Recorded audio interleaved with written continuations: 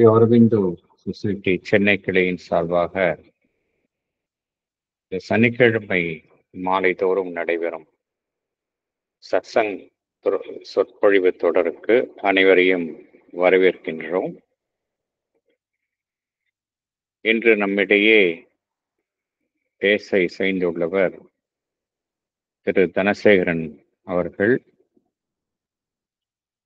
அவர்கள் நமக்கு நன்கு அறிமுகமானவர்.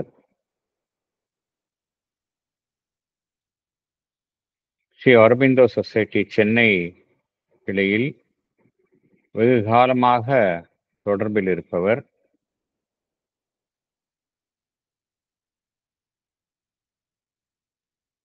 நிறைய சொசைட்டியினுடைய செயல்களில் மிகவும் மும்மரமாக ஈடுபட்டு வருகின்றார். ஒவ்வொரு மாதமும் முதல் நாள் சுபிட்ச தினத்தை முன்னிட்டு சென்னையிலிருந்து அன்பர்களை புதுவை ஆசிரமத்திற்கு அழைத்துச் செல்லும் பணியை செவ்வனே செய்து கொண்டு வருகின்றார். அவர் இன்று நம்மிடையே பேச இருக்கும் தலைப்பு ஒருபோதும் கவலைப்பட வேண்டாம் என்கின்ற ஒரு ஸ்ரீ அன்னையினுடைய ஒரு ஆறுதல் மொழி. அந்த தலைப்பே நாம் எல்லோருக்கும் ஒரு ஆறுதலை அளிக்கின்றது. ஆகையினால் திரு தனசேகரன் அவர்களை அன்புடன் வரவேற்று இந்த உரையை வழங்குமாறு கேட்டுக்கொள்கின்றேன். Over to you, Dhanasekaran sir. Thank you sir. ஓம் நமோ பகவதே ஸ்ரீ அரவிந்தாய. ஓம் ஆனந்தமயி சைதன்யமயி சத்தியமயி பரமே. குரு பிரம்மா குரு விஷ்ணு குரு தேவோ மகேஸ்வர குரு சாக்ஷாத் பரபிரம்மம் தஸ்மை ஸ்ரீ குரவே நமः. குருவே சரணம், குருவே போற்றி. Gurudev Shri Pandit pranams to thy feet Guruji.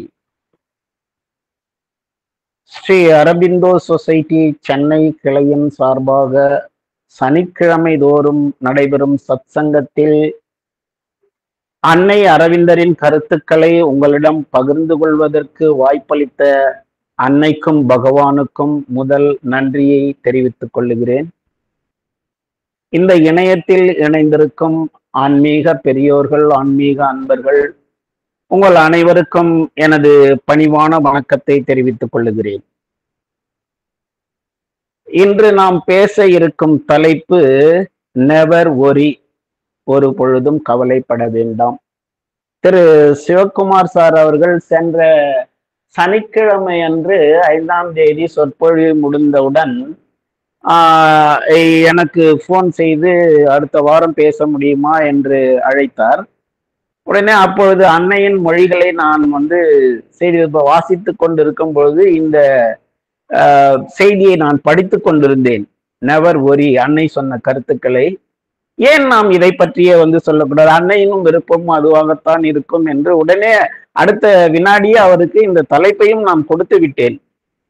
ஆனால் 2 நாட்கள் கழித்து தி ஆல் இந்தியா மேகசின் இந்த மாதம் வந்தது.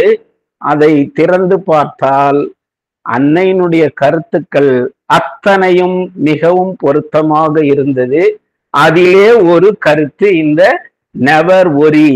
உண்மையில் எனக்கு மிகவும் சந்தோஷமாகவும் ஆச்சரியமாகவும் இருந்தது. It is a mother's grace to speak. So இன்று நம்முடைய தலைப்பு நெவர் ஒரி. ஸோ ஒரு பொழுதும் கவலைப்பட வேண்டாம்.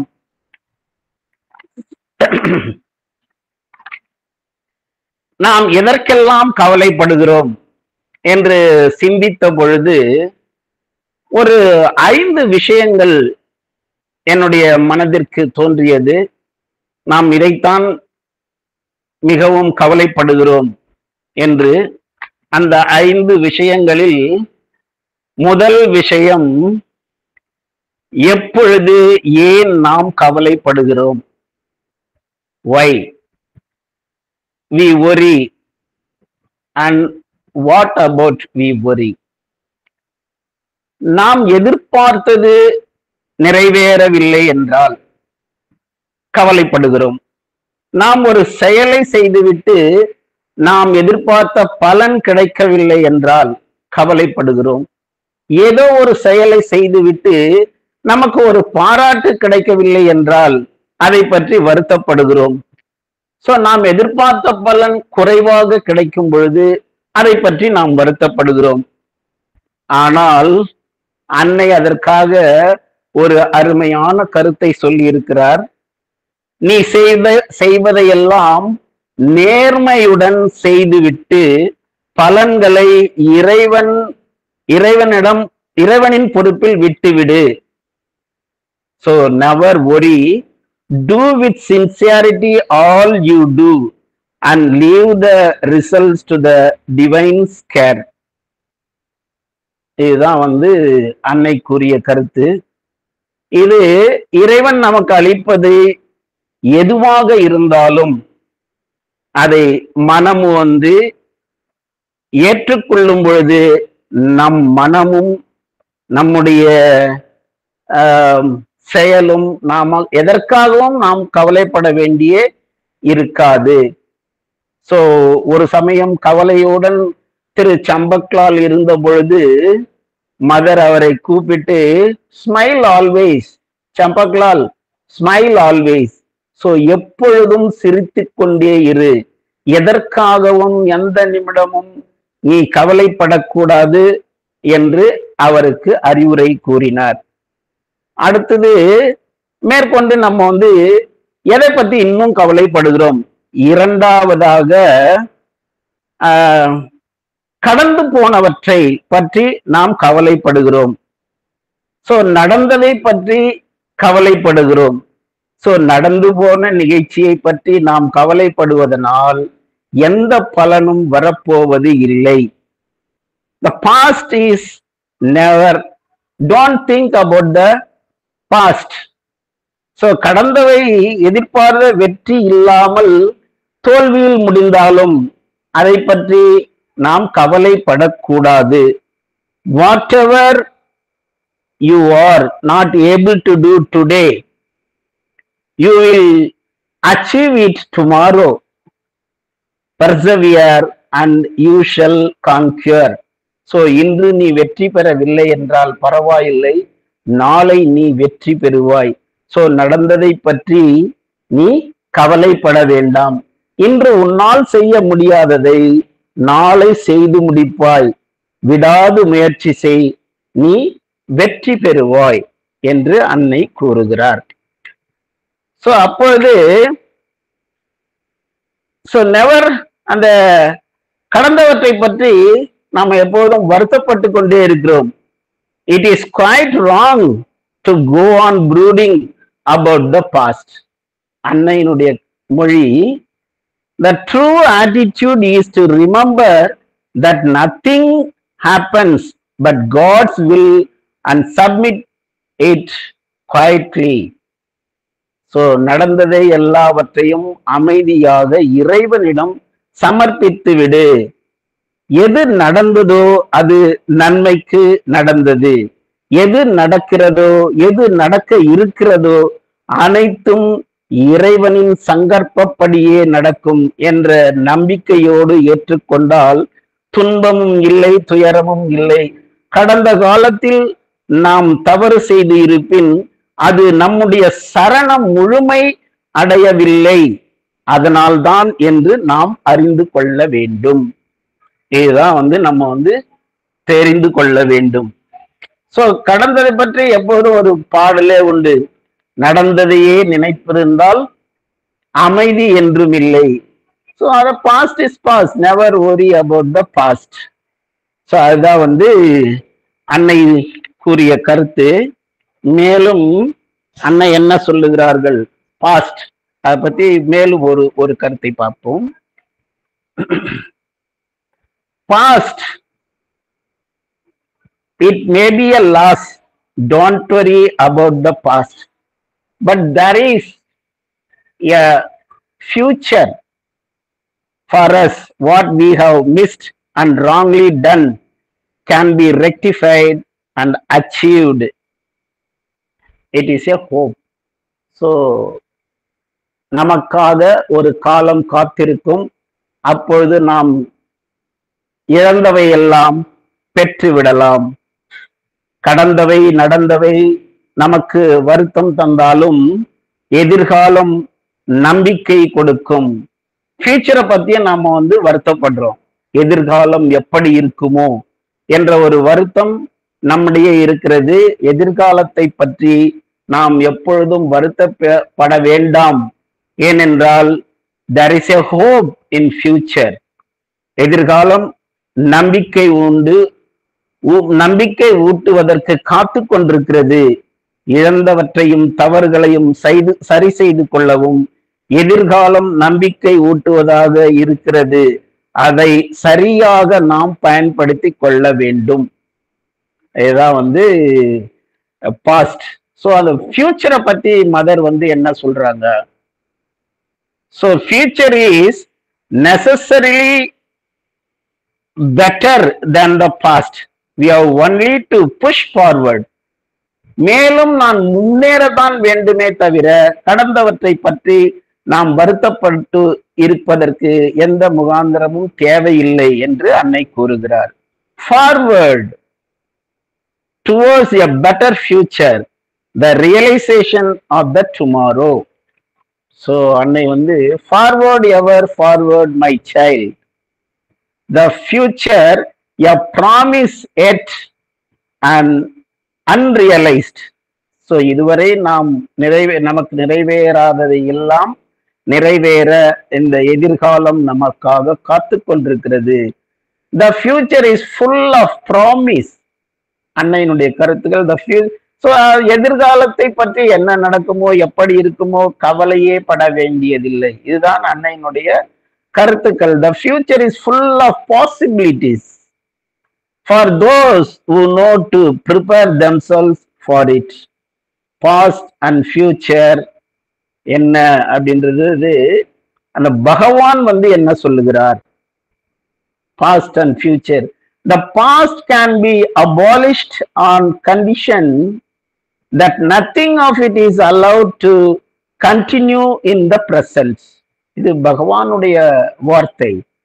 The past can be abolished. அதை நாம் அழித்து விடலாம். அது மீண்டும் இந்த present situation or future situation, it should not happen. What we have missed, அது நடக்கக்கூடாது. So one cannot go back to the past. அதுக்கு போக வேண்டியதில்லை, போக வேண்டாம். One has always to go in the future. எதிர்காலத்திற்கு செல்லுங்கள். கடந்த காலத்திற்குள் சென்று தவறை சரி செய்ய முடியாது. So நடந்த past happened is happened. We cannot go and rectify it. அதை சரி செய்ய முடியாது. ஆனால் எதிர்காலத்தில் கவனமாக சென்று அதை நாம் சரி செய்து கொள்ளலாம் என்று பகவான் சொல்லுகிறார். It is always preferable to have one's face turned towards the future than towards the past. So கடந்தவற்றை பற்றி நாம் சிந்திப்பதை விட எதிர்காலத்தில் what we can do, how we can rectify the past, நாம் கடந்த காலத்தில் செய்த தவறுகளை எல்லாம் எப்படி நாம் சரி செய்து கொள்ளலாம் என்றுதான் நினைக்க வேண்டுமே தவிர நடந்தவற்றை பற்றியோ எதை பற்றியும் நாம் கவலைப்படுவதற்கு ஒன்றுமில்லை. நீங்கள் கவலைப்பட வேண்டாம் என்று அன்னையும் பகவானும் கூறுகிறார்கள். அடுத்ததாக நம்ம கவலைப்பட வேண்டிய அடுத்த விஷயம், கவலைப்படுகிற அடுத்த விஷயம் என்னவென்றால் அவர் பிசிக்கல். சோ உடல் நலம். சோ உடல் நலத்தை பற்றி நாம் கவலைப்படுகிறோம். இதுதான் இறைவன் படைத்த இந்த உடல் a mystical wonderful machine. So ஒரு மர்மமான அதிசயமான இயந்திரம்.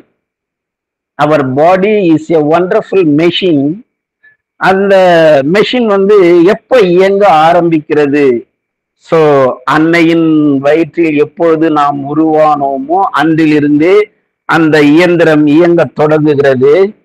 அந்த இயக்கத்தை யார் இயக்கி வைத்தார், எப்படி இயங்குகிறது, இதையெல்லாம் நாம் அறிந்திருக்கவில்லை.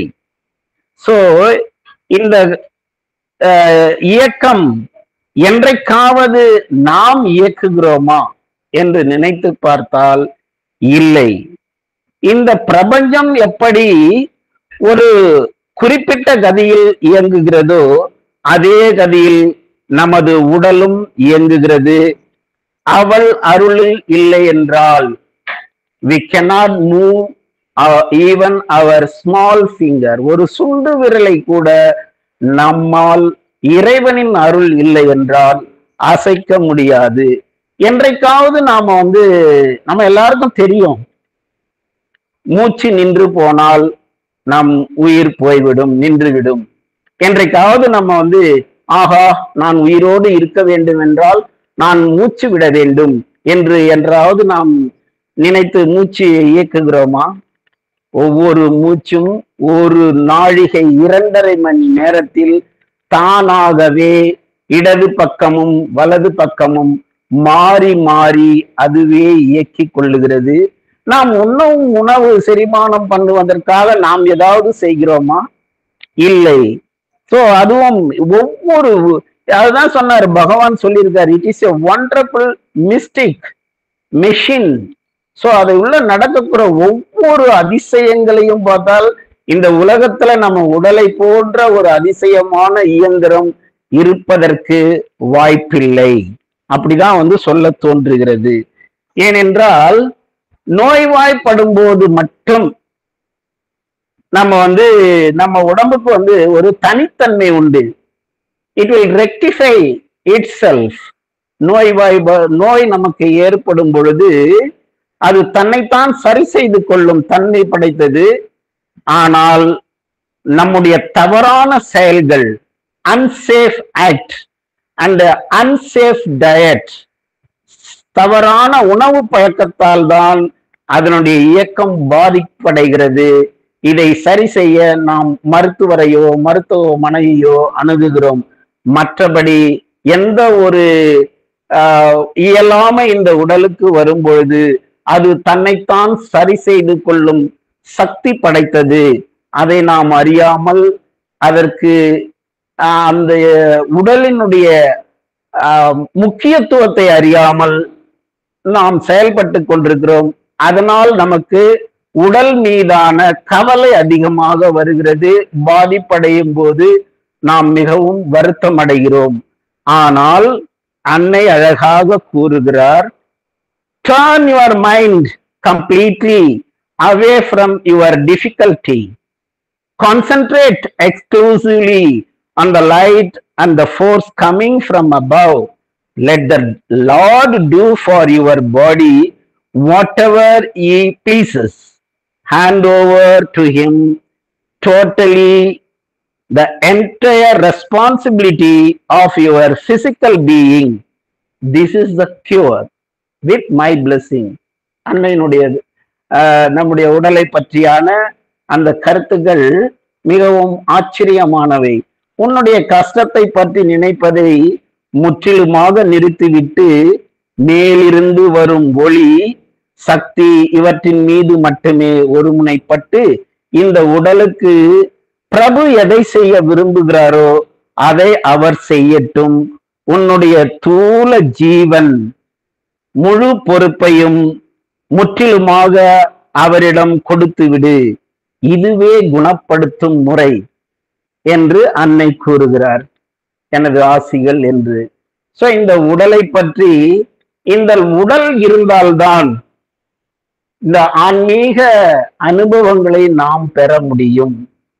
இந்த உடலை வச்சுதான் பொதுவாகவே நம்ம இந்தியன் ட்ரெடிஷன்ல ஒரு 60 years ஆஃப்டர் ரிட்டையர்மெண்ட் அப்பதான் நம்ம ஆன்மீகம் பக்கம் போகணும்.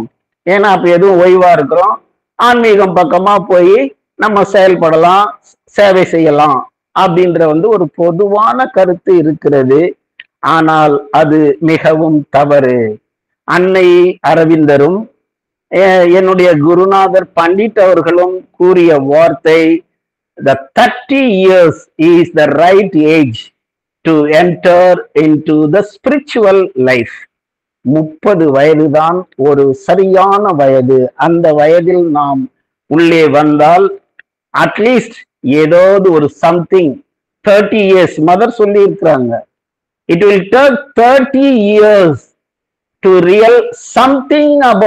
know something about the spiritual.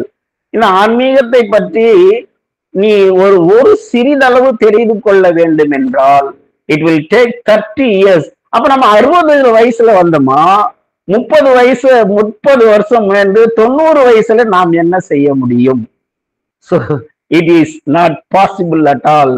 So that is நம்முடைய வருங்கால சந்ததியருக்கு இந்த ஆன்மீகத்தை பற்றியான அனுபவத்தை நாம் சொல்ல கடமைப்பட்டிருக்கிறோம். அவர்களுக்கு இதை தெரியப்படுத்த வேண்டும். நம்முடைய இன்றைய கல்வி முறை it is not so good. So ஆன்மீக கல்வி முறை சிறிதளவு கூட இல்லை. வெறும் மார்க்குகள், to get marks, to score marks, இயந்திரமாகத்தான் நம்முடைய மாணவர்கள் படித்துக் கொண்டிருக்கிறார்கள். அவற்றை நாம் மாற்ற வேண்டும். அதை பற்றி கல்வியை பற்றிய பகவானும் அன்னையும் கருத்துக்கள் நம்முடைய ஆனந்த சாகர்ல நிறைய வந்து கொண்டிருக்கிறது. அனைவரும் அதை பற்றி நாம் தெரிந்து கொள்ள வேண்டும். அடுத்தது பகவான் இந்த உடலை பற்றி ஏதாவது ஒரு நோய் வந்து விட்டால் நமக்கு எல்லாமே சாவித்திரியில பகவான் கொடுத்திருக்கிறார். ஸோ அபய மந்த்ரா பேஜ் 59ல இருக்கு. ஸோ எந்த ஒரு வியாதியையும் கியூர் செய்வதற்காக ஒரு மந்திர வரிகள் பேஜ் 710 அதுல இருக்கு. A divine force will flow through tissue and cell and take the charge of breath and speech and act. All the thoughts shall be a glow of sun. Every feeling a celestial thrill. Offer the lustrous inner dawn shall come. Adding the chamber up, it will fill the nature with the mightier presence fill. என்ற அந்த 8 வரிகள் நம்முடைய எந்த விதமான உடல் பாதிப்பையும் பகவானிடம் இதை சொல்லும் பொழுது அதை குணப்படுத்தும் சக்தி வாய்ந்தது. அந்த வரிகளுடைய தமிழாக்கம், தெய்வீக ஆற்றல் ஒன்று சதையிலும் உயிரணுவிலும் பாயும், மூச்சையும் பேச்சையும் செயலையும் தன்வசம் எடுத்துக்கொள்ளும், எல்லா எண்ணங்களும் சூரியன்களாக ஒளிரும், ஒவ்வொரு உணர்வும் தேவலோக சிலிர்ப்பாக ஆகும், ஆழ்துயில் மனிதன் அறைகளை ஒளியூட்ட ஓர் ஒளிரும் அக விடியல் அடுத்து வரும், திடீரென எழுந்த ஆனந்தம் ஒன்று ஒவ்வொரு அங்கத்திலும் பாயும், பேராற்றல் மிக்க சாநித்தியம் ஒன்று இயற்கையை நிறைக்கும் என்ற அந்த வரிகள் அருமையான வரிகள். அடுத்தது இந்த பகவானுடைய இந்த கோல்டன் லைட். அந்த ஸ்பிரிச்சுவல் அனுபவம் என்பது இந்த உடல் கொண்ட ஆன்மாவால் மட்டும்தான் அனுபவிக்க முடியும். அந்த உடல் இருந்தால்தான், அதை நாம் பேணி காத்து வந்தால்தான் இந்த ஆன்மீகத்தில் எல்லா அனுபவம், உடல்தான் முதலாக ஆன்மீக அனுபவத்தை பெறுகிறது. மனம் முயற்சி செய்தாலும் அந்த தெய்வீக தீண்டல் நம் உடலில் தொடும் பொழுது அந்த ஆன்மீகம் நம்மை அரவணைத்து கொள்ளுகிறது. அந்த கோல்டன் லைட்லிய தமிழ், ஒன்றன் பொன்மய பேரொளி வந்து எந்தன் மூளையில் இறங்கிய உடனே மனதின் முகில்கள் மூடிய மனதில் இருளெல்லாம் ஞான நுண்ணுலகத்திற்கு ஒரு விடையாய் நிச்சல சோதியாய் ஒளிரும் சுடராய் கதிரொளிப்பட்டு துலங்கியதன்றே. உந்தன் பொன்மய பேரொளி வந்து எந்தன் கண்டத்தில் இறங்கிய உடனே எந்தன் பேச்செல்லாம் தெய்வீக சுரமானது. உன்றன் நெடிய ஓரசை கீதமே என்றன் தனி ஒரு பண்ணாய் மாறியது. என்றன் சொல்லெல்லாம் அமரக் கல்லினை மாந்தி பரவசமாகி கிடந்தது. உன்றன் பொன்மைய பேரொளி வந்து என்றன் இதயத்திலே இறங்கி உன்றன் சாசுவதத்தினால் தட்டி என்றன் உழலை என்றன் வாழ்வினை அடித்து சமைத்தது. இன்றது நீர்வாழ் கோவில் ஆனது, எல்லா விருப்பமும் உன்பால் சாய்ந்தது. உன்றன் பொன்மைய பேரொளி வந்து என்றன் கடல்களில் இறங்கிய உடனே என்றன் நிலமெல்லாம் உன்றன் லீலையின் திடலாய் உன்றன் பீடமாய் ஆனது என்று பகவானுடைய அந்த அருமையான வரிகள் இந்த உடலால் மட்டுமே நாம் அனுபவிக்க முடியும். சோ அந்த உடலுக்கு முக்கியத்துவம், அது நலிவுறும் பொழுது நாம் கவலைப்படுகிறோம். அதனால்தான் அந்த உடலுக்கு முக்கியத்துவம் கொடுக்க வேண்டும் என்று சொல்லப்பட்டிருக்கிறது. மீண்டும் இந்த உடல் எப்பொழுதும் நம்ம உடல் தெய்வீக, எப்படி இந்த அருள் பாதுகாப்பை, அன்னையினுடைய அருள் பாதுகாப்பை இந்த உடலில் எப்பொழுதும் நாம் இருக்க செய்து விட்டால் இந்த உடலுக்கு எந்த தீமையும் ஏற்படாது. சோ அதற்கு நாம் என்ன செய்ய வேண்டும்? சோ அடுத்து நம் உடலை எவ்வித அசம்பாவிதங்களில் இருந்தும் நோய் தாக்குதலில் இருந்தும் நம்மை பாதுகாத்து கொள்ள என்ன செய்ய வேண்டும்? இரவு படுக்க செல்லும் முன் ஒருமுனைப்பட்டு இந்த தூல உடலை சுற்றி ஒரு சூட்சும உடல் இருக்கிறது. அந்த சூட்சும உடல் அன்னையின் அருள் பாதுகாப்பில் முழுமையாக கவர் செய்யப்பட்டு the arrow of safety, அந்த அருள் வளையத்திற்குள் நமது உடல் இருக்கிறது என்று அன்னையிடம் நாம் ஒப்படைத்து விட வேண்டும். சோ அதுபோல the arrow of the castle, ஒரு அன்னையினுடைய ஒரு கூடாரத்திற்குள் நம்முடைய உடல் உறங்குகிறது. அன்னையிடம் இந்த உடலை பார்த்து கொள்ளுங்கள், இதற்கு இந்த உறங்கு போவதற்கு முன்பு இதை நாம் செய்து உறங்க செய்ய வேண்டும். அப்போது எந்த விதமான அசுர சக்திகளோ எதுவுமே நம்மை உறக்கத்தில் கூட நம்மை ஆட்கொள்ளாது, முழுமையாக அன்னையினுடைய பாதுகாப்பில் நாம் இருக்கோம்.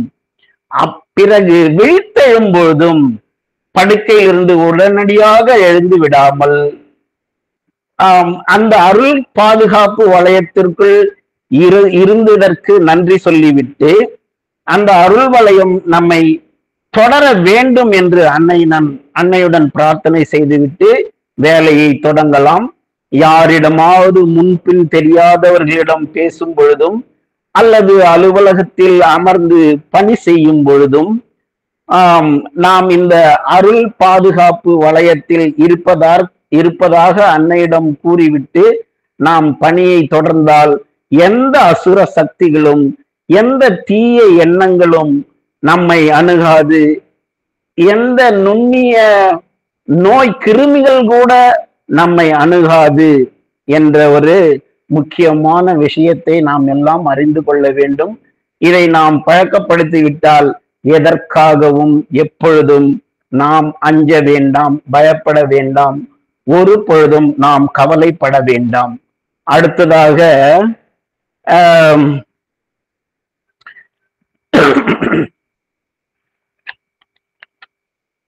எதற்காக நாம் மீண்டும் கவலைப்படுகிறோம்? The fate, karma and death. The fear of fate, fear of karma, fear of death. இது மூன்றும் தான் நம்மை மிகவும் வருத்தத்திற்குள் அழைத்து செல்லுகிறது. இதை பற்றிய சிந்தனைகளும் தான் நம்மை கவலைப்பட வைக்கிறது. இதற்கு முக்கியமாக இது fear. So அன்னை சொல்லுகிறார், fear is the greatest of all enemies and we must overcome it here once for all. என்னுடைய குழந்தைகள் யாரும் எப்பொழுதும் பயப்படக்கூடாது, பயப்பட வேண்டாம். ஏனென்றால் அன்னை எப்பொழுதும் நம்முடன் இருக்கிறார் என்ற உணர்வுடன் நாம் செயல்படுவோமானால் இந்த பயம் நமக்கு தேவையில்லை. ஸோ எல்லாருக்கும் தெரியும், இந்த பயத்துக்கான மதர் வந்து ஒரு மந்திரம் கொடுத்திருக்காள். இந்த name of the mother, for the sake of the mother, by the power of the mother, with the strength of the mother, to all adverse harmful being or force, I order to quit this place at once and forever. இந்த மந்திரத்தை நீங்கள் சொல்லி வரும் பொழுது எந்த விதமான பயமும் நமக்கு வராது. பயம் இருந்தாலும் நம்மை விட்டு விலகிவிடும். Fear not, nothing can harm you, my child.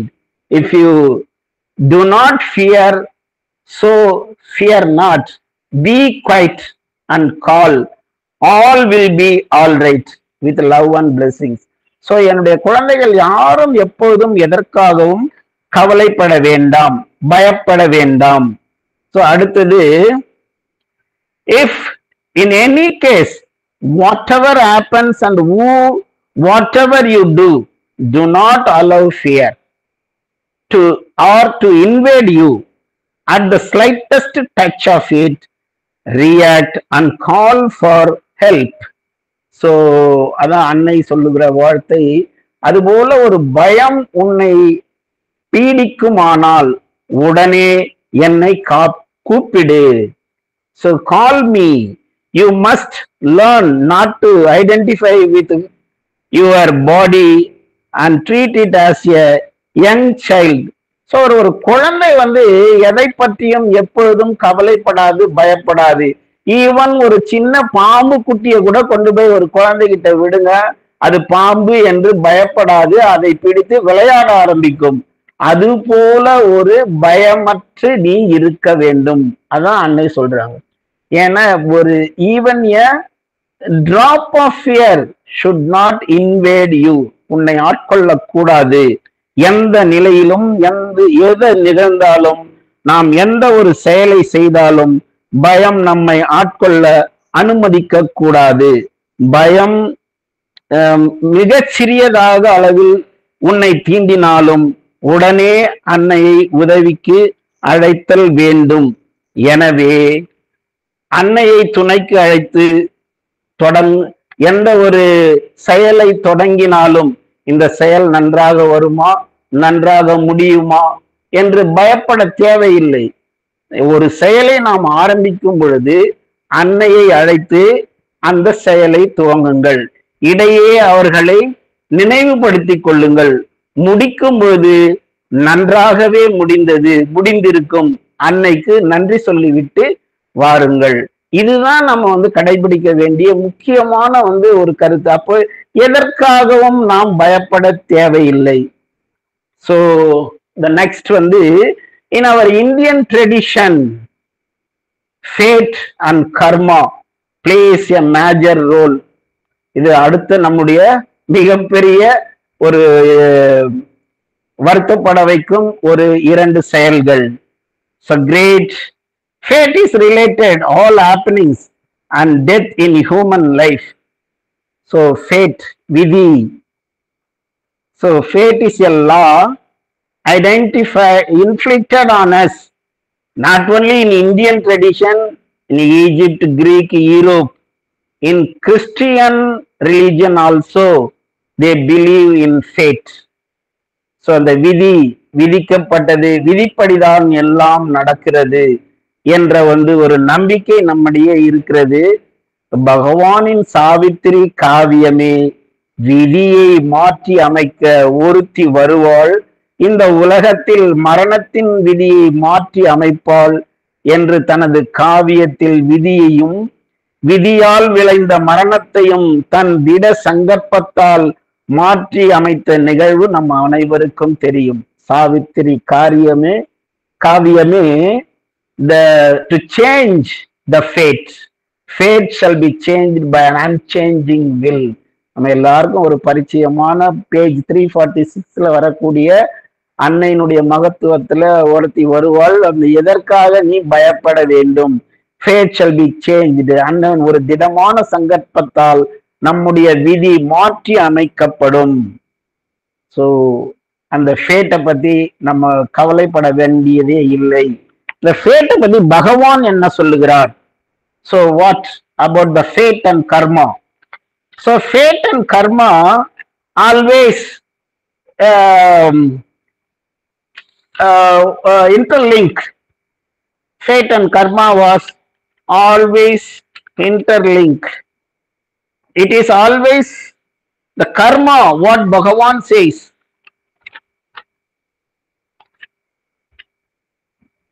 Karma என்பது என்ன?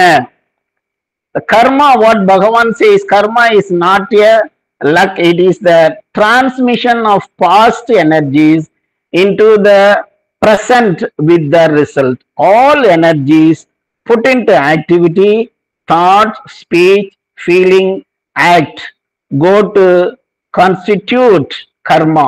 I think இப்போ இது எல்லாமே நம்முடைய சொல், செயல் எல்லாமே நம்முடைய கர்மாக்களை நிர்ணயம் செய்கிறது. இன்று நாம் பேசக்கூடிய ஒவ்வொரு வார்த்தையும், ஒவ்வொரு செயலுக்கும் ஒரு பலன் உண்டு. அது இங்க நம்ம அந்த சயின்டிபிக் லாவே இப்ப நம்ம இங்க அப்ளை பண்ணலாம் போலதான் எனக்கு தோன்றுகிறது. ஏன்னா the Newton's third law of motion நமக்கு என்ன சொல்லுது? Every action there is an equal and opposite reaction. ஒவ்வொரு செயலுக்கும் ஒரு எதிர் ஆற்றல், எதிர்வினை உண்டு. அப்ப நம்ம பேசக்கூடிய, செய்யக்கூடிய ஒவ்வொரு செயலுக்கும் the equal and opposite reaction. So நாம் நல்லதையே செய்தால் நமக்கு நன்மையே திரும்பி வரும், நாம் தீமை செய்தால் நமக்கு தீமையே திரும்பி வரும். இதுதான் அந்த விதி, அந்த கர்மா. சோ இதுல ஒரே ஒரு விஷயம் என்ன அப்படின்னா, இது உடனடியாக அது அந்த சயின்ஸ் லால இருக்கு. பட் வாட் கர்மா அது என்ன செய்யும் என்று பகவான் சொல்லுகிறார் என்றால், கர்மா we do will accumulate and will be returned later. We have to face it. So இந்த கர்மா it will accumulate. இந்த கர்மா மூன்று விதமான கர்மாக்கள் நமக்கு சொல்லி இருக்கிறாங்க. இந்தியன் ட்ரெடிஷன்ல மூன்று விதமான கர்மாக்கள் நமக்கு சொல்லி இருக்கிறாங்க. அந்த மூன்று வித கர்மாக்கள் என்ன அப்படின்னா, பிராரப்த கர்மா, சஞ்சித கர்மா, ஆகமி கர்மா என்று மூன்று கர்மாக்கள். பிராரப்த கர்மா என்பது ஒவ்வொரு ஜீவாத்மாவும் தற்போதைய பிறவில் அனுபவிக்க வேண்டிய கட்டாய கர்மா. இது சஞ்சித கர்மாவின் அக்குமுலேட்டட் கர்மாஸ். சோ அடுத்தது சஞ்சித கர்மாவை பத்தி சொல்றாங்க. அதுக்கு முன்னாடி இட்ஸ் எ பார்ட். பிராரப்த கர்மா என்பது நாம் ஏற்கனவே செய்த செயல்களுக்காக நாம் அனுபவிக்க வேண்டிய கர்மா. சோ அதாவது முற்பிறவியிலும் இந்த பிறவியிலும் சேர்த்து செய்த நன்மையும் தீமையும் சேர்த்து திரட்டப்பட்ட கர்ம பலனில் இருந்தும் இந்த பிறவில் அனுபவிக்க வேண்டிய கர்மாக்கள் பிராரப்த கர்மா எனப்படுகின்றன. சோ அடுத்தது வாட் இஸ் த சஞ்சித கர்மா? இது கடந்த பிறவிகளிலும் இந்த பிறவியிலும் சேர்ந்து செய்த அனைத்து கர்மங்களின் தொகுப்பு ஆகும். பகவான் அதான் சொல்றாரு. இது அந்த கர்மாவை பத்தி பகவானும் குறிப்பிட்டிருக்கிறார். It is there is something effect, some effects were there about the karma என்று பகவானும் சொல்லி இருக்கிறார். ஆகமி கர்மா என்பது இந்த பிறவியில் செய்யும் கர்மங்கள் ஆகமி கர்மங்கள் எனப்படுகின்றன. இப்போ போன பிறவில செய்தது பிராரப்த கர்மா. சோ போன பிறவில அக்குமுலேட்டட் செய்த சஞ்சித கர்மா. இந்த பிறவில நாம் செய்யக்கூடிய கர்மாக்கள் எல்லாம் ஆகமி கர்மா என்று சொல்லப்படுகிறது. ஏன்னா இப்ப நம்ம பார்க்கலாம், இந்த பிறவில ஒருவர் எந்தவித தவறான செயலையும் எந்த ஒரு தீய கர்மாவையும் அவர் செய்யவில்லை, ஆனால் அவர் தண்டனை அனுபவிக்கிறார். அப்படி ஏன் என்று பார்க்கும் பொழுது அவர் போன பிறவிலேயே செய்த கர்மா. சோ அப்போ இன்றைக்கு நாம் செய்யக்கூடிய ஒவ்வொரு கர்மாவும் ஒவ்வொரு செயலும் அது நாளைக்கு பலன் கொடுக்க நமக்காக காத்து கொண்டிருக்கிறது என்பதை நாம் புரிந்து கொள்ள வேண்டும். எனவே கர்ம பலன்கள், இந்த கர்மாக்கள் நமக்கு நிச்சயமாக பலனை அளிக்கும். ஒவ்வொரு செயலுக்கும் ஒரு பலன் உண்டு. நற்செயல்கள் நல் எண்ணத்திலும், கெட்ட செயல்கள் கெட்ட பலன்களையும் நமக்கு தரும். நம்ம எது நம்முடன் வரும்? நமது கல்வி, செல்வம், உடல் நலம் எல்லாம் இந்த கர்மாவினால் தான் நிர்ணயிக்கப்படுகிறது. சோ இன்று நாம் ஒரு வசதியான குடும்பத்தில் பிறந்திருக்கிறோம், பல பட்டங்களை பெற்றிருக்கிறோம், கல்வி ஞானத்திலும் மிக சிறந்து விளங்குகிறோம், எல்லா வசதிகளும், உடல் ஆரோக்கியத்துடனும் இருக்கிறோம். அதான் ரொம்ப ரொம்ப முக்கியமானது. எல்லா செல்வங்களும் இருந்து நமக்கு உடல் நலம் இல்லை என்றால் அனைத்து செல்வங்களையும் பெற்று பலன் இல்லை. ஆனால் அந்த உடல் நலத்தோடு யாரெல்லாம் இருக்கிறார்களோ அவர்கள் எல்லாம் போன பிறவிலேயே நன்மையை செய்தவர்கள்.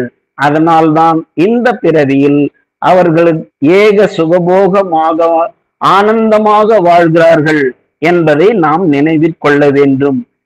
எனவே மனிதனாகிய நாம் சொல்லாலும் செயலாலும் உடலாலும் மற்றவர்களுக்கு தீங்கு செய்யாமல் வாழ்வதே கர்மாக்களில் இருந்து விடுபடும் ஒரு நல்ல வழியாகும். இதுதான் நமக்கு ரொம்ப முக்கியம். நம்ம சொல்லக்கூடிய ஒரு சொல் யாரையும், யார் மனதையும் புண்படுத்தக்கூடாது. நம்முடைய செயல் யாரையும் புண்படுத்தக்கூடாது. நம்முடைய வார்த்தைகள் யாரையும் புண்படுத்தக்கூடாது. அதுபோல நம்ம நடந்து கொண்டாவே நாம் நன்மை செய்யவில்லை என்றால் கூட யாருக்கும் தீமை செய்யாமல் நம்முடைய வாழ்வு இருக்குமானால் எந்தவித கர்மாக்களுக்கும் நாம் உட்பட தேவையில்லை. மேலும் அன்னை கூறுகிறார், சாதாரண வாழ்விலிருந்து ஒருவன் ஆன்மீக வாழ்வு இறைவன் திரும்பும் பொழுது, ordinary life to the spiritual life, ஒருவன் நமது ஆன்மீக வாழ்வுக்கு திரும்பும் பொழுது இறைவன் அவருடைய வாழ்வை எடுத்துக்கொள்ளுகிறான். அவனே நமது வாழ்வைக்கு பொறுப்பாளன் ஆகிவிடுகிறான். வாழ்க்கையை, நம்முடைய சாதாரண வாழ்க்கையை ஆன்மீக வாழ்க்கைக்கு மாற்றும் பொழுது அவனுடைய கர்மாக்கள் அழிக்கப்படுகின்றன. இது மதர் இது ஒரு எல்லா அன்பர்களும் இதை முக்கியமாக தெரிந்து கொள்ள வேண்டும். ஏனென்றால் நம்ம இதை பத்தி ரொம்ப வருத்தப்படுறோம். என்னுடைய கர்மா நான் அனுபவிக்கிறேன். once you entered into the guidance of Mother and Sri Aurobindo, your karma was effaced. உங்கள் அழிக்கப்பட்டுவிடும். உங்கள் கர்மா எப்போது சாதாரண வாழ்வில் இருந்து ஆன்மீக வாழ்க்கைக்கு நாம் திரும்புகிறோமோ நம்முடைய கர்மாக்கள் அழிக்கப்பட்டுவிடும் என்ற ஒரு கருத்தை நாம் தெரிந்து கொள்ளலாம், நாம் நினைவில் கொள்ள வேண்டும். நம்முடைய வாழ்வனைத்தையும் அன்னை பொறுப்பேற்றுக் கொள்ளுவார். அதுதான் அந்த கோல்டன் செயின். நம்ம இன்னைக்கு எல்லாரும் இணைந்திருக்கிறோம் என்றால், ஆன்மீக அன்பர்கள் நாம் இணைந்திருக்கிறோம் என்றால், it is not happened just in this birth. It is a previous birth. We have all worked for the divine mother, divine's work we have done. போன பிறவிலே நம்ம எல்லாரும் ஏதோ ஒரு சிறிய ராமருக்கு அணில் செய்த உதவியை போல நாம் ஏதோ ஒரு உதவியை அன்னைக்கோ அரவிந்தருக்கோ செய்திருப்போம். அதனால்தான் இந்த பிறவியில் நாம் அவர்களுடைய பாதையில் பயணிக்கிறோம் என்று நாம் பெருமைப்பட்டுக் கொள்ளலாம். நம்முடைய கர்மாக்கள் அழிக்கப்பட்டுவிடும். Once you entered into the life, the guidance of Sri Aurobindo and Mother, your fate was changed. உன்னுடைய விதி மாற்றி அமைக்கப்படும், மாற்றி எழுதப்படும், உன்னுடைய வாழ்வு மாற்றி அமைக்கப்படும். The life before Sri Aurobindo and Mother came to in our life, and after Mother Sri Aurobindo came to in our life என்று நாம் பார்த்தால் அதுதான் உண்மையான வாழ்க்கை. Past is past. மதர் ஏற்கனவே சொல்லிட்டாங்க சென்றதை பற்றி. ஏன்னா எத்தனையோ பேர் பாத்தீங்கன்னா பல திருடர் வால்மீகி அவர் வந்து இஸ் எ தீஃப். சோ அவருக்கு வந்து ஏன் அடுத்த ஆன்மீகத்துக்கு திரும்பினார்? ஏதோ ஒரு சந்தர்ப்ப வசத்தால் அவர் ஆன்மீகத்திற்கு திரும்பினார்.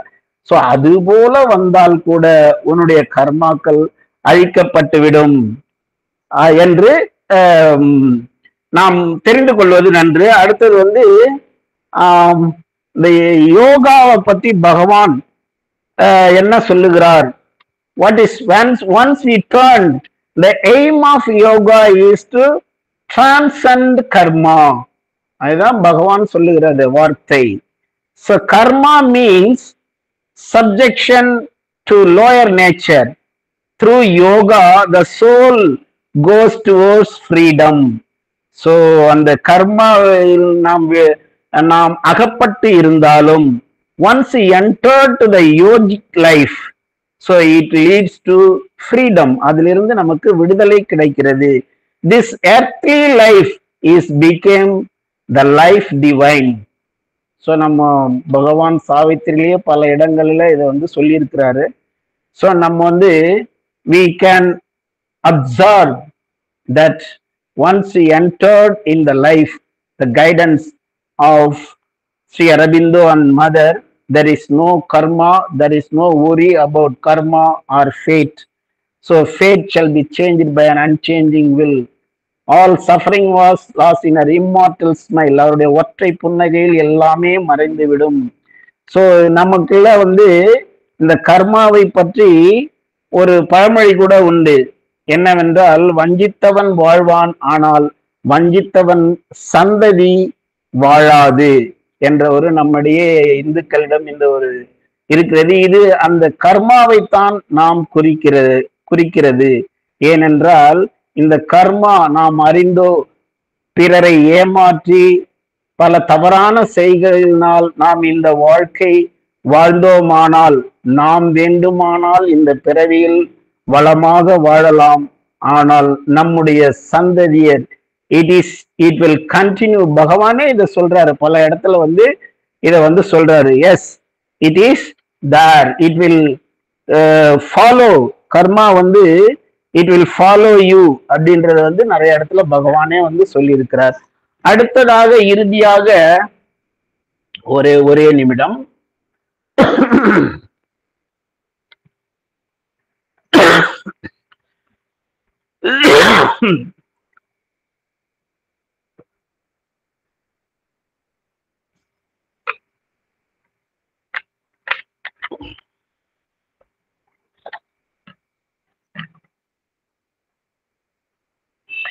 இறுதியாக the fear of death, மரணத்தை பற்றிய பயம்.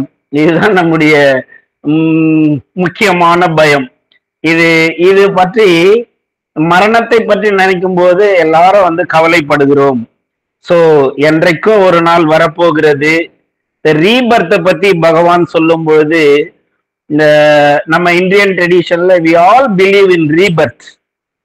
So sometimes after the death, the outer form only dissolves, but the true mental, the true vital, and even the true subtle physical persist.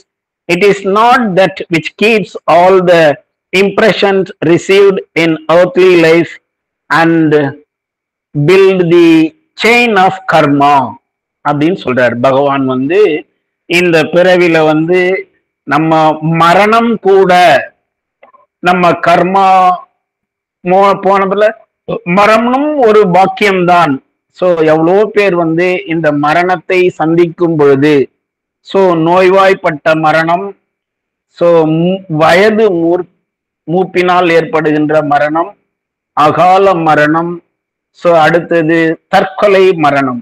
இது எல்லாமே வந்து whatever be the way it will hurt us, நம்மளை வந்து வருத்தப்படத்தான் செய்கிறது.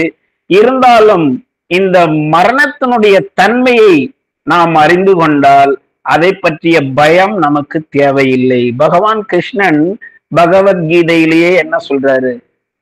மரணத்தை எண்ணி கலங்கிடும் விஜயா, மரணத்தின் தன்மை சொல்வேன் அறிவாய்.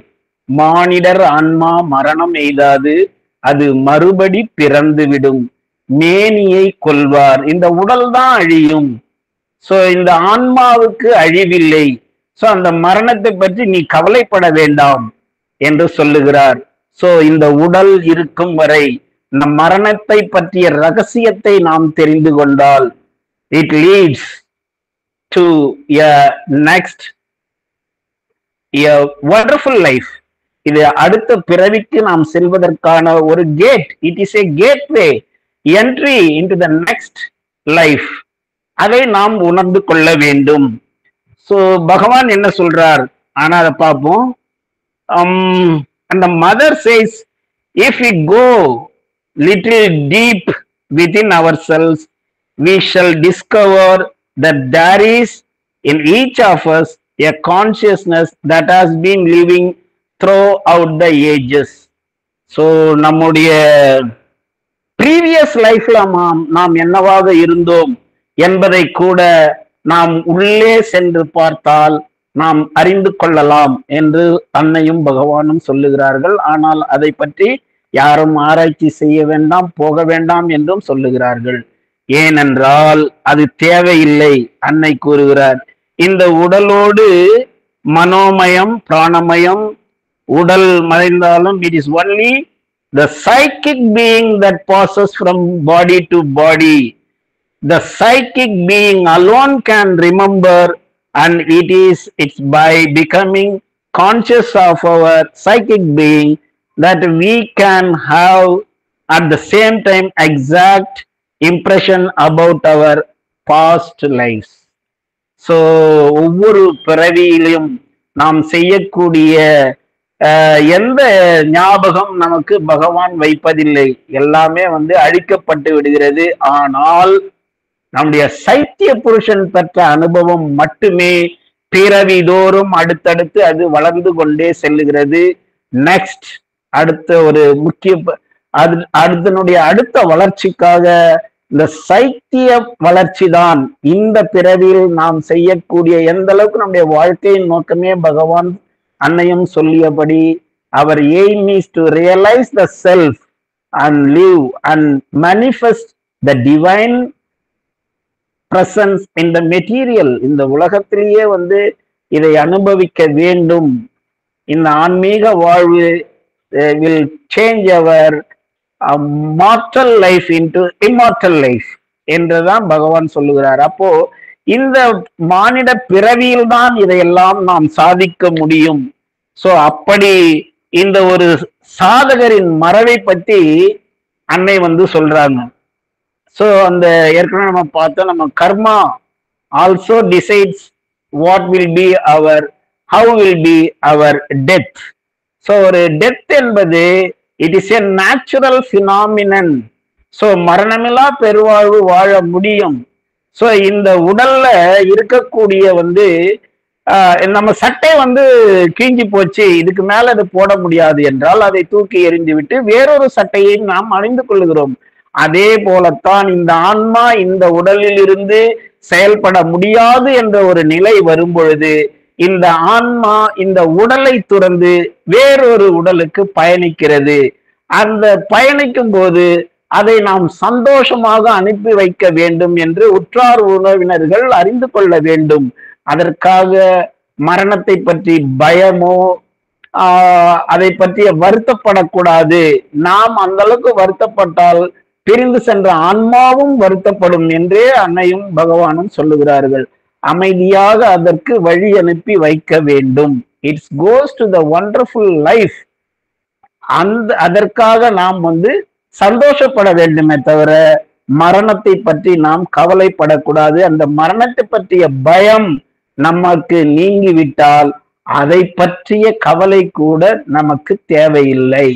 ஆனால் மரணத்தை யாரும் அழைக்க வேண்டாம் அன்னை சொல்கிறார். அதனால don't invite the death, let it happen when it needs. அவ்வளவுதான். இந்த உடல் இதுக்கு மேல இங்க இருக்கிறதுக்கு வாய்ப்பில்லை என்ற ஒரு நிலை வரும்பொழுது நாம் அனைவரும் சென்றுதான் ஆக வேண்டும். அதற்காக மரணத்தை விரும்பி அழைத்தல் கூடாது என்றும் அன்னை சொல்லுகிறார். சோ அந்த ஒரு சாதகருடைய ஒரு மறைவை பற்றி அன்னை கூறும் பொழுது அவருடைய இழப்பு நமக்கெல்லாம் ஒருவித வலியை தந்திருக்கிறது. அவர் நேர்மையான பூரண உணர்வுள்ள, அவர் தனித்தன்மை வாய்ந்த குணங்களை பெற்றவர். அவர் இந்த உலகத்தை துறந்தவுடன் he departed into a solar light and he is enjoying the consciousness which he truly deserved என்று அன்னை கூறுகிறார். சோ இந்த பிறவில இதுதான் நம்ம எல்லாம் தெரிந்து கொள்ள வேண்டியது. அவர் கர்மா, நம்ம இதெல்லாம் இப்ப செய்த அந்த ஒரு ஆன்மாவை பற்றி அவரை பற்றி அன்னை கூறும்பொழுது அவர் மிக சிறந்தவர். அவர் யாரையும் எந்த ஒரு குறையும் எதற்காகவும் வருத்தப்பட்டதே இல்லை. அவர் இந்த உலகத்தை விட்டு துறந்தவுடன் அவர் ஆன்மீக உலகத்தில் அந்த சூரிய ஒளிமிக்க உலகத்தில் சென்று வாழ்கிறார் என்று அன்னை கண்கூடாக பார்த்ததை சொல்லுகிறார். சோ பகவான் கிருஷ்ணன் அந்த மரணத்தை பற்றிய ரகசிய உண்மை கருத்தை புரிந்து கொண்டால் மரணத்தை பற்றி நாம் யாரும் பயப்பட தேவையில்லை, பயம் நமக்கு வராது. நம்முடைய நெருங்கிய உறவுகள் மரணிக்கும் போது நாம் மிகவும் கவலைப்படுகிறோம். It is a law, natural law. தோன்றிய அல்லது பிறப்பெடுத்த யாவும் ஒரு நாள் மறைந்தே ஆக வேண்டும் அல்லது இறப்பு அடைய வேண்டும் என்று இந்த உண்மையை நாம் அறிந்து கொண்டால், இந்த உடலில் இருந்து இந்த ஆன்மா செயல்பட முடியாத நிலை வரும்பொழுது உடலை துறக்க வேண்டிய நிலை உருவாகிறது. இதையே மரணம் என்கிறோம். அடுத்த பிறவிக்கு அடியெடுத்து வைக்கும் ஓர் மகத்தான செயல் இது என்று புரிந்து கொண்டால் நாம் மரணத்தை பற்றி பயப்பட மாட்டோம், சந்தோஷமாக அதை ஏற்றுக்கொள்ள முடியும். நமக்கெல்லாம் மரண தேதி என்பது மறைத்து வைக்கப்பட்டிருக்கிறது. சோ அது தெரிந்துவிட்டால் நமது வாழ்க்கை சுவாரஸ்யமாக இருக்காது. அந்த தேதியை எதிர்பார்த்தே விரக்தியில் முன்கூட்டியே இறந்து விடுவோம். ஆனால் பகவான் சாவித்திரியில் ஓர் ஆண்டில் தனது கணவன் இறந்து விடுவான் என்று அறிந்திருந்தும் this was the day that Satyavan must die. அவள் பயப்படவில்லை. மரணத்தை எதிர்கொண்டு பின்தொடர்ந்து சத்யவானின் உயிரை மீட்டெடுத்தது நமக்கெல்லாம் தெரியும். டெத்லெஸ் லைஃப், நம் மரணமில்லா பெருவாழ்வு வாழ முடியும். இந்த தூள உடலோடு வாழ முடியும் என்பதல்ல அந்த கருத்து. இந்த பிறவி நிலையை மரணமில்லாத பெருவாழ்வு வாழ்வதற்காகத்தான் இந்த பிறவி, மனித பிறவி எடுத்திருக்கிறோம். அதை நாம் செயல்படுத்தவில்லை. அதனாலதான் நம்ம திருவள்ளுவர் சொன்னபடி பிறவி பெருங்கடல் நீந்துவர் நீந்தார் இறைவன் அடி சேராதார். சோ இறைவனுடைய திருப்பாதங்களை அடைந்த பொழுது இப்ப அன்னை கூறியபடி அந்த உலகம் இறைவனுடைய உலகம். அங்கே இருள், அங்கே இரவு பகல் கிடையாது, எப்பொழுதும் பகல். சாலோக சாமீப சாயுஜ்ய. சோ இறைவனுடைய அருகில் இருந்தே நாம் அனைத்து இன்பங்களையும் பெற முடியும். அங்கே எந்த பசி பிணி கிடையாது, எந்த ஒரு வருத்தமும் கவலையும் கிடையாது. இறைவனின் சங்கல்பம் அதுதான் நம்முடைய இறுதி நிலையாக இருக்க வேண்டும். அந்த நிலையை அடையும் வரை நாம் பிறவி பெருங்கடலில் நீந்திக் கொண்டுதான் இருக்க வேண்டும். Death is a last passage of our life book. So a sleep that imitates death is repose. Savitri page 164ல இந்த வரியை பகவான் சொல்றாரு. உறங்குவதை போன்றதே சாக்காடு, ஆனால் அது நிரந்தரமான ஒரு உறக்கம். மரணம் என்பது நிரந்தரமான உறக்கமாகிவிடுது. A sleep that imitates death is repose. Page 164ல சொல்லி இருக்கிறாரு. பேஜ் 197ல இதை பற்றிய பகவான் நிறைய விவரமாக சொல்லி இருக்கிறாரு. சோ இந்த மரணத்தை பற்றி நாம் அறிந்து கொண்டால் இந்த மரணத்தை பற்றிய பயமும் நமக்கு தேவையில்லை. எனவே இதுவரை நாம் பார்த்த ஒவ்வொரு கருத்துக்களும் பகவான் கூறிய, அன்னை கூறிய வார்த்தைகளை நாம் மனதில் கொண்டால் நெவர் ஒரி, ஒரு பொழுதும் நாம் கவலைப்பட தேவையில்லை என்பதில் எந்தவித அச்சமும் இல்லை, சந்தேகமும் இல்லை. சோ இறுதியாக, do with sincerity all you do and leave the result to the divine's care. Daily நம்ம பிராக்டிஸ் பண்ண வேண்டிய ஒரே ஒரு மந்திரம் அன்னைக்குள்ளே சொல்லி இருக்கிறாங்க. Be simple, be happy, remain quiet, do your work as well as you can, keep yourself always open towards me. This is all that is asked from you. உன்னிடமிருந்து நாம் எதிர்பார்ப்பது இவைதான். சோ அன்னை இறுதியாக இதுதான் மதர் நம்ம கிட்ட, B simple, எளிமையாக இரு, பி ஹாப்பி, சந்தோஷமா இரு, ரிமைன் குவைட், அமைதியாக இரு, டூ யுவர் ஒர்க்ஸ், முடிந்த அளவுக்கு உனக்கு கொடுக்கப்பட்ட வேலையை மிகவும் சரியாக செய், always do your work as well as you can. இது இருந்தாவே நாம் எந்தவித வருத்தமும் பட வேண்டியதில்லை. இறுதியாக பகவான் ஸ்ரீ அரவிந்தர் தன்னுடைய அன்னை புத்தகம் அத்தியாயம் 3 கூறிய வரிகளை பார்த்துவிட்டு நாம் முடிப்போம். உனது நம்பிக்கையும் நேர்மையும் சரணமும் எந்த அளவிற்கு முழுமை பெறுகிறதோ அந்த அளவிற்கு தெய்வ அருளும் பாதுகாப்பும் உனக்கு கிடைக்கும். தெய்வ அன்னையின் அருளும் பாதுகாப்பும் உனக்கு கிடைத்தபின் உன்னை எதுதான் தீண்ட முடியும் அல்லது யாருக்கு நீ அஞ்ச வேண்டும்? அவள் அருளில் ஒரு துளியே எல்லா இடர்கள், தடைகள், ஆபத்துக்களோடும் உன்னை பத்திரமாக தாங்கிச் செல்ல வல்லது.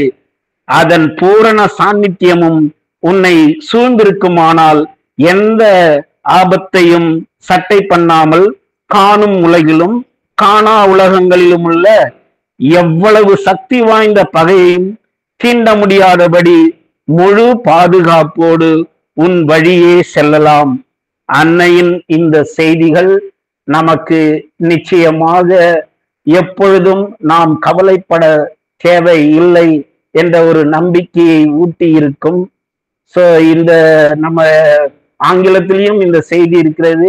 ஏற்கனவே எனக்கு அளிக்கப்பட்ட நேரம் கடந்து விட்டதால் இந்த தமிழ்ல ஆங்கிலத்துல நீங்க புக் 3 த மதர்ல புக் 3ல இந்த வரிகளை நாம் செவிமடுத்து உள்வாங்கிக் கொள்வோமானால் எதற்காகவும் அவளுடைய ஒரு துளி அருள் நம்மிடம் இருந்தால் நீ எதற்காக பயப்பட வேண்டும்?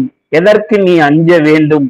அவளுடைய பாதுகாப்பு, உன்னுடைய நேர்மை, உன்னுடைய சரணம், உன்னுடைய ஃபெய்த் இது முழுமையாக இருந்தால் உன்னை தெய்வ அருள் ஏற்றுக்கொள்ளும். அந்த தெய்வ அருள் இருக்கும்போது நீ எதற்காக பயப்பட வேண்டும் என்ற இறுதியான வரிகளை கூறி வாய்ப்பளித்த ஸ்ரீ அரபிந்தோ சொசைட்டிக்கும் இதுவரை அமைதியாக செவிமடுத்த உங்கள் அனைவருக்கும் என்னுடைய பணிவான வணக்கத்தை தெரிவித்துக் கொள்கிறேன். நன்றி, வணக்கம். அன்பர்கள் தங்களுடைய கருத்துக்களை பகிர்ந்து கொள்ளலாம். ஏதேனும் விளக்கங்கள் தேவைப்பட்டால் கேட்கலாம். Yes please.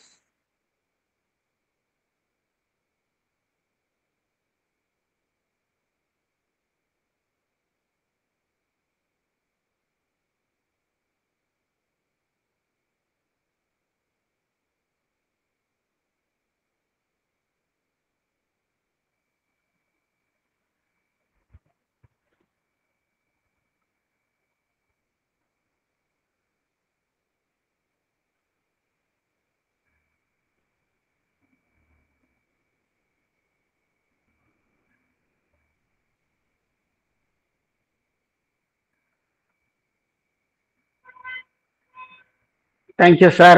Thank you all. Thank you.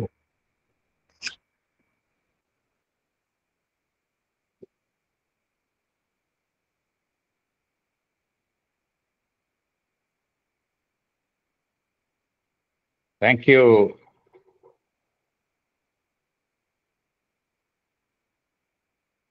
திரு தனசேகரன்.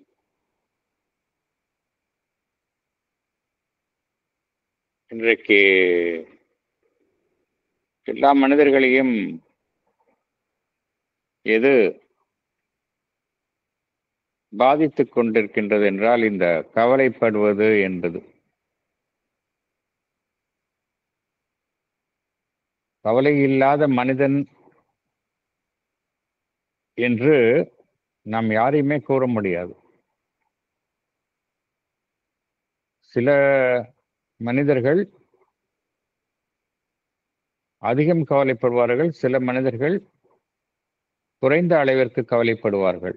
அவ்வளவுதான் வித்தியாசம். ஆனால் ஸ்ரீ அன்னை நமக்கெல்லாம் எவ்வாறு கவலைப்படுவதை முற்றிலுமாக தவிர்ப்பது என்பது குறித்து நிறைய அருள்மொழிகளை வழங்கியுள்ளார். அவை அனைத்தையுமே நீங்கள் எங்களுடன் பகிர்ந்து கொண்டீர்கள். முக்கியமாக எதற்கு கவலைப்படுகின்றோம் என்றால், ஒரு செயலை செய்கின்றோம், அதன் விளைவு எவ்வாறு இருக்கும், விளைவு நாம் எதிர்பார்க்கும்படி இருக்கின்றதா இல்லையா, நடக்குமா நடக்காதா என்றெல்லாம் கவலைப்படுகின்றோம். இதற்கு அன்னை அளிக்கும் ஒரு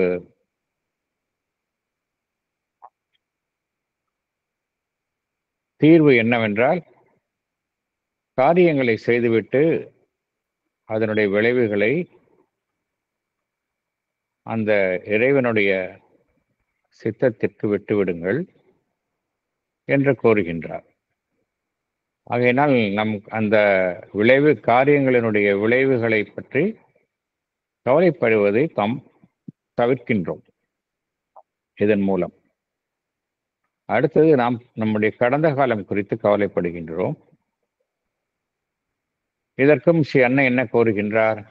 நாம் அவ்வாறு இருந்தோமே, வேறு வகையில் நாம் செயல்பட்டிருக்கலாமே, ஏன் அவ்வாறு செயல்பட்டோம், ஆதலால் தான் இந்த தவறு நிகழ்ந்தது என்றெல்லாம் நாம் எண்ணுகின்றோம்.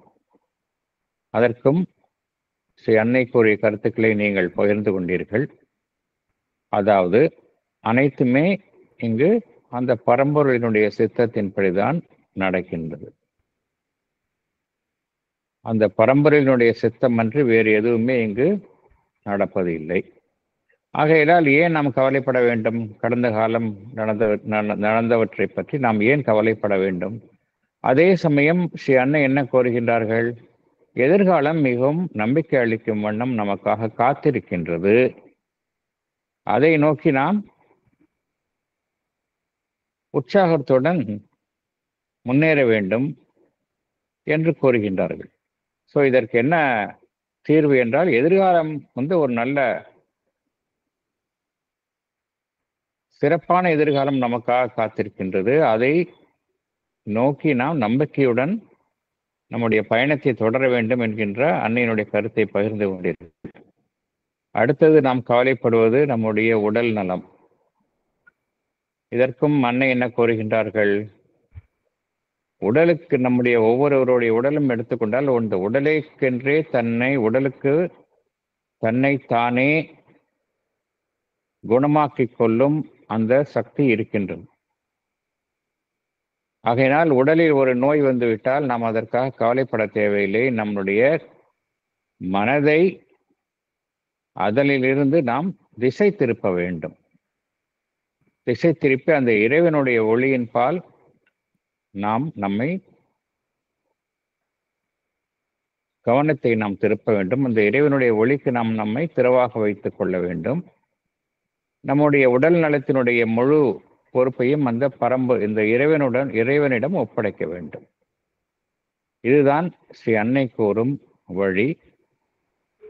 மேலும் ஸ்ரீ அன்னை என்ன கூறுகின்றார்கள்? நமக்கு பாதுகாப்பை நாம் வேண்ட வேண்டும். நமக்கெல்லாம் பாதுகாப்பு யார் தருகின்றார்கள்? அந்த ஸ்ரீ அன்னை தான் தருகின்றார்கள். அவர்கள்தான் நமக்கு பாதுகாப்பு கவசத்தை நம்மை சுற்றி அமைக்கின்றார்கள். அவர்களிடம் நாம் ஒவ்வொரு நாளும் அந்த பாதுகாப்பை கோரி நாம் பிரார்த்திக்க வேண்டும். அதுதான் வழி. நமக்கு எப்பொழுதுமே பூரண பாதுகாப்பு கிட்டும். நாம் எதை பற்றியும் கவலைப்பட தேவையில்லை. இந்த கர்மாவை பற்றி நீங்கள் கூறினீர்கள். முதலாவதாக, நாம் எவருக்கும் தீங்கு செய்ய போவதில்லை. அதனால் நம்மை எந்த விதமான ஒரு தீய வினையும் நம்மை அண்டாது.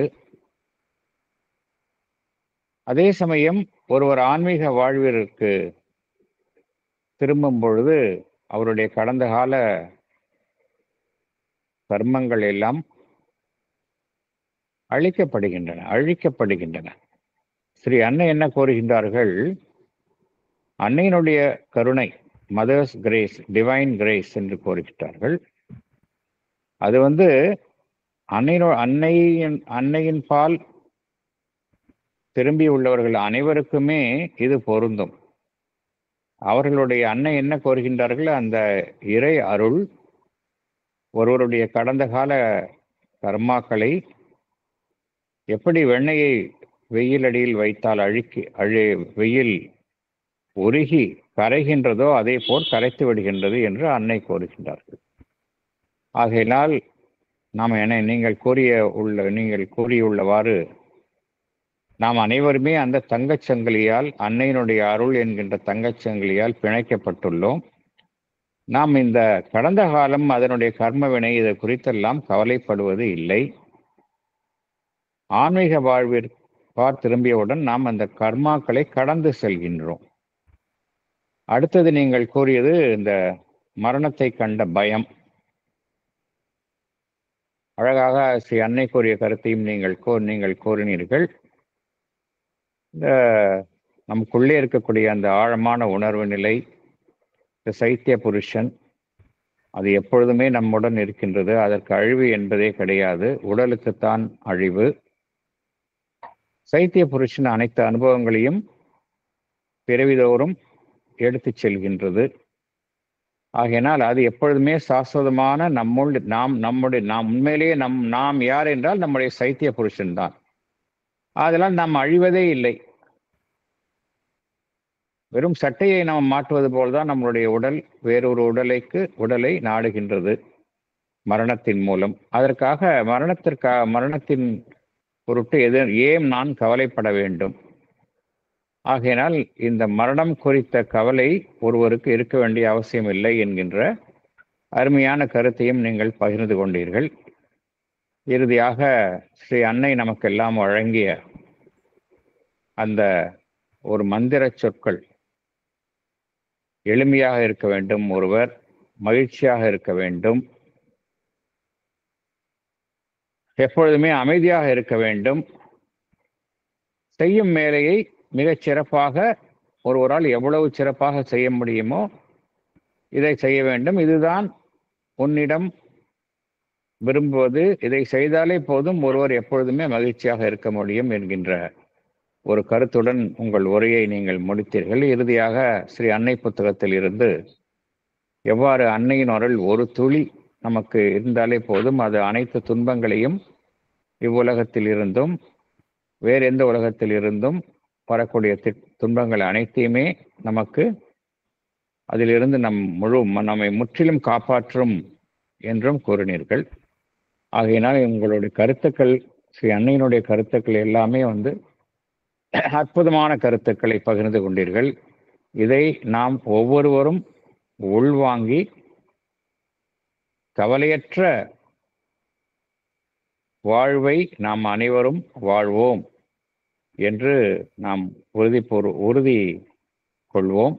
இந்த சத்சங்கில் எங்களுடன் கலந்து கொண்டு இந்த கருத்துக்களை எங்களுடன் பகிர்ந்து கொண்டமைக்காக ஸ்ரீ அரவிந்தோ சொசைட்டி சென்னை கிளையின் சார்பிலும் இங்கு கூடியுள்ள அனைத்து அன்னை அன்பர்கள் சார்பிலும் எங்களுடைய நன்றியை உங்களுக்கு தெரிவித்துக் கொள்கின்றோம்.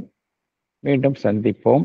மீண்டும் எங்களுடைய சத்சங்கத்தில் பகிர்ந்து கொண்டு இத்தகைய அருமையான கருத்துக்களை பகிர்ந்து கொள்ளுமாறு அன்புடன் கேட்டுக்கொள்கின்றோம். அனைவருக்கும் நன்றி. தற்பொழுது இந்த நம்முடைய இந்த கூடல் பிரார்த்தனை இசையுடன் நிறைவு பெறும். தேங்க்யூ.